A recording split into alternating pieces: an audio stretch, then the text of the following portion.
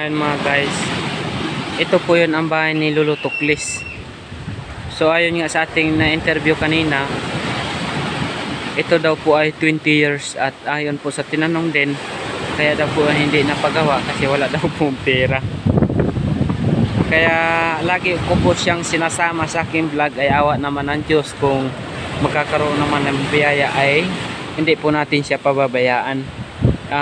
Nasa inyo po nakasalalay ang ating itutulong kay Tatay Tuklis na marunong po siya sa gitara. Ito po ang kanyang bahay. Ayan. At ito po naman ay kumbaga bago lang po ito na siguro kahapon ko lang po napansin na maganda rin siguro makuha yung bahay ni Tatay Tuklis. Matagal na po itong ganito, pinapasok na po dito po. Ayun po yung bahay, kawawa naman po talaga.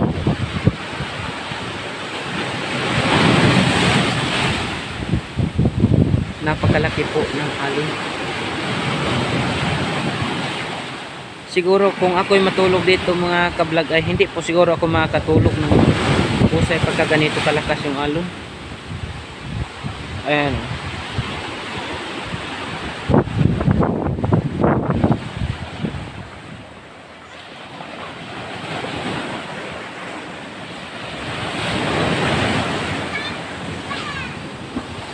Ayan mga ka-idol, pakishare na lang at ayan, kawawa talaga yung bahay ni Tatay Tuklis. Ang bala ko po kasi palipat yung bahay ni Tatay Tuklis, pagawa natin ng bago. Yun po ang aking plano. At sana isuportahan nyo yung aking channel, Rolly Official TV. Paki-subscribe na lang din, pindutin ang notification bell nang sa ganun ay updated kayo sa video natin ni Tatay Tuklis. Ayan po, bitak na po talaga yung gilid.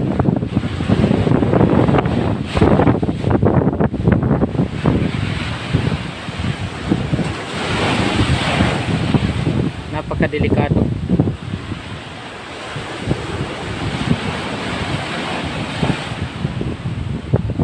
Ayun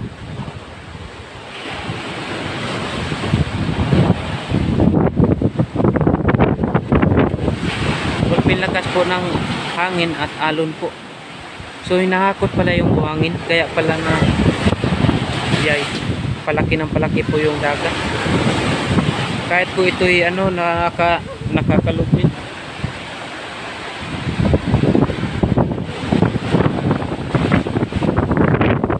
Lakas po ng hangin at saka lakas.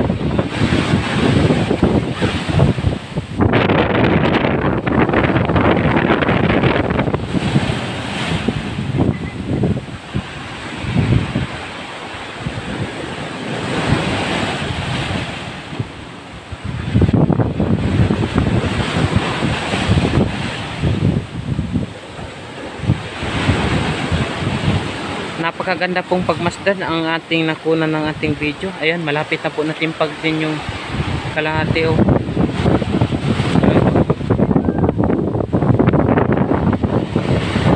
Nahakot pala yung buhangin. Kawawa naman talaga yung bahay. Hala.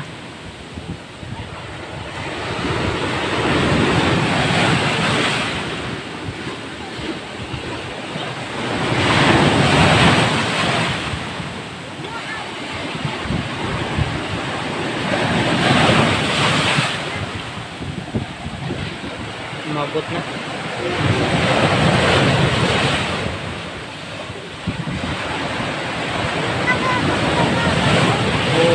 Uyog na yun. Tuloy na. Buti, bahay ko.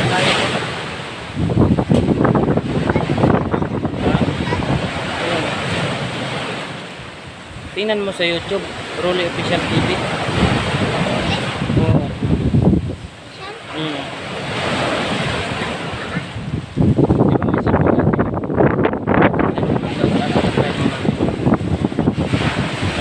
Wala pa lang ang pasok si ate mo.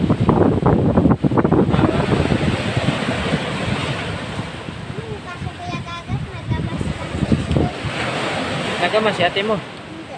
Bakit?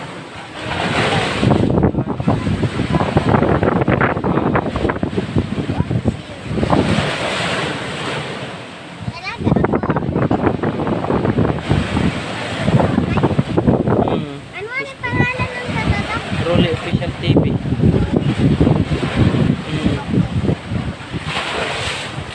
Oh. Rolly Official TV. Paibas na siguro yan. Ala. Baka ano to, dala na yung mga ano dyan, oh. Awan ko lang.